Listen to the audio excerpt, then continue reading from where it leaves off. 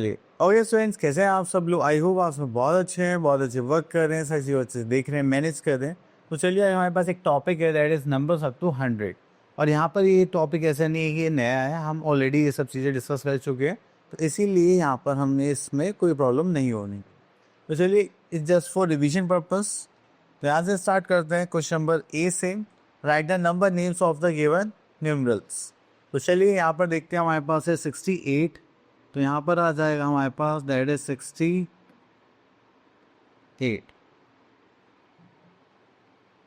ठीक है, चलिए इतना करने के बाद फिर हम आते हैं अपने क्वेश्चन नंबर बी पर। अब यहाँ पर देखेंगे तो that is right the following into numerals. तो यहाँ पर आता है हमारे पास दैट इज 95। तो हमारे पास है 94, 9 एंड 5, 4, 5। चले उसके बाद आता है question number C, what come just before. Just before number निकालने के लिए हम क्या करते हैं कि नंबर माइनस करते हैं। 68 में से माइनस करेंगे 1, दैट इज 67। जस्ट आफ्टर के लिए बोलेंगे तो यहाँ पर हम प्लस करेंगे 24 + 1 दैट इज 20। उसके बाद आते हैं हम लोग यहाँ पर क्वेश्चन नंबर ई पर, व्हाट कम्स इन बिटवीन। तो इन दोनों के बीच में क्या आएगा? या तो आप इसके बाद वाला नंबर लिखेंगे या फिर आप इससे पहले वाला नंबर लिखेंगे। अब 28 के बाद क्या आता है हमारे पास? दैट इज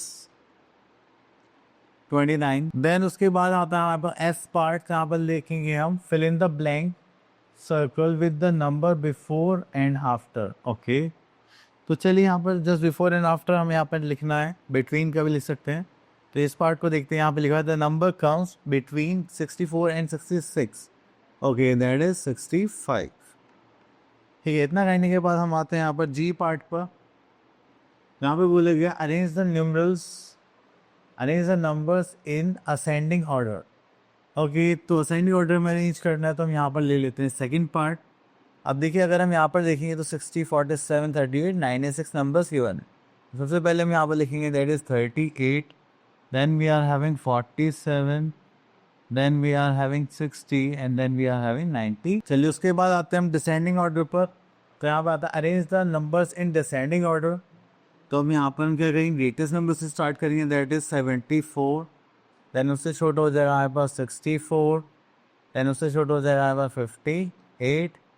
देन उससे छोटा हो जाएगा दैट इज 20। चलिए इतना करने के बाद हम यहाँ पर आते हैं आई पार्ट पर, राइट इन एक्सपेंडेड फॉर्म। तो चलिए देखिए यहाँ पर हमारे पास है 24। तो ये हो जाएगा टेंस में कितना हो जाएगा 2 और वंस में कितना हो जाएगा 4। तो यहाँ पर कितना रखेंगे that is 20 and this is 4 and this is 24। चलिए इतना करने के बाद हम आ जाते हैं यहाँ पर जे पार्ट पर। जे पार्ट के लिए आ जाते हैं यहाँ पर एट द फॉलोइंग। ओके, तो यहाँ पर देखेंगे तो यहाँ पर आ जाएगा 7 + 1 that is 9 and 5 + 4 is 9। Sorry 7 + 1 तो 8 होता है। तो next we are having subtraction.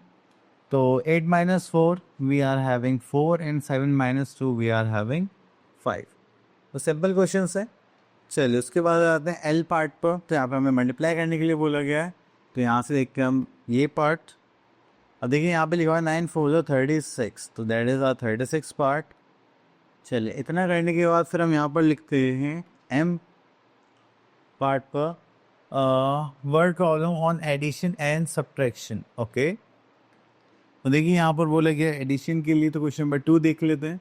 There were 75 boys and 23 girls in a class second and find the total number of students in the class. Okay, तो चलिए हमारे पास नंबर ऑफ स्टूडेंट्स की वजह तो 5 + 3 करेंगे दैट इज 8 एंड 7 + 2 करेंगे that is are. तो ये टॉपिक हो गया हमारा फिनिश। आई होप आपको ये टॉपिक अच्छे से क्लियर हो गए होंगे।